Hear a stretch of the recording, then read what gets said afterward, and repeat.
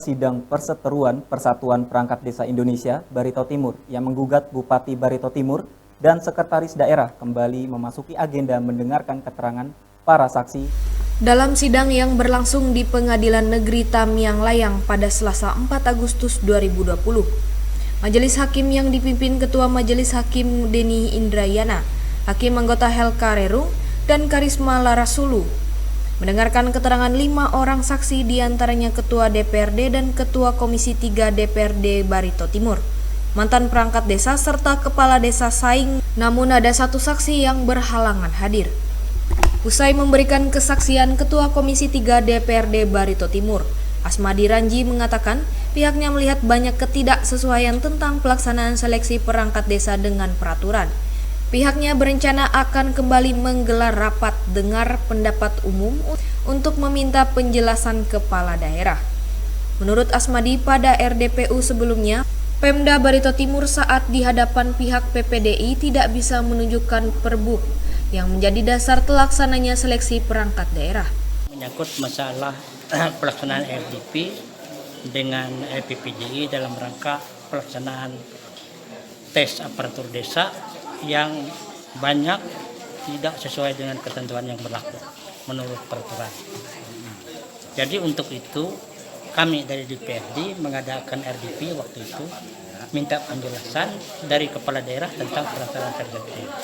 Ternyata pada waktu seleksi mereka juga tidak bisa memberi dasar yang kuat atau apa perbuknya karena pada waktu itu belum selesai. Tapi ternyata perbuk itu sudah dibuatnya bulan Desember, sudah dikeluarkan. Padahal waktu RDP tanggal 13 Januari itu tidak ada dan tidak bisa mereka memberi untuk DPRD. Dan itu kelihatannya semua itu untuk menyelaraskan administrasi.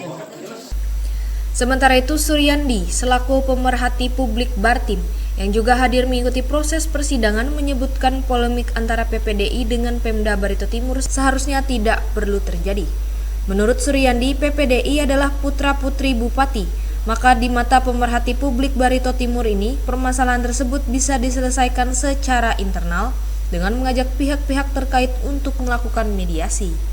Jangan menganggap ini bukan ranahnya PPN. Nah, akhirnya apa yang terjadi, putusan Sela sudah menetapkan bahwa ini tetap ranahnya masih bisa di pengadilan negeri. Dari awal juga saya sudah bilang, gitu kan, lebih bagus ditempuh langkah-langkah mediasi, ya kan?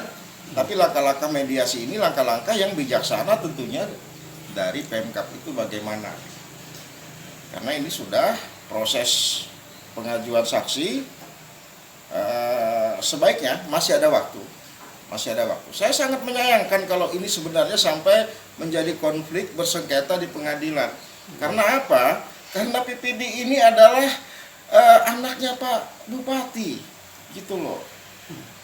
PPD ini ayahandanya adalah Bupati.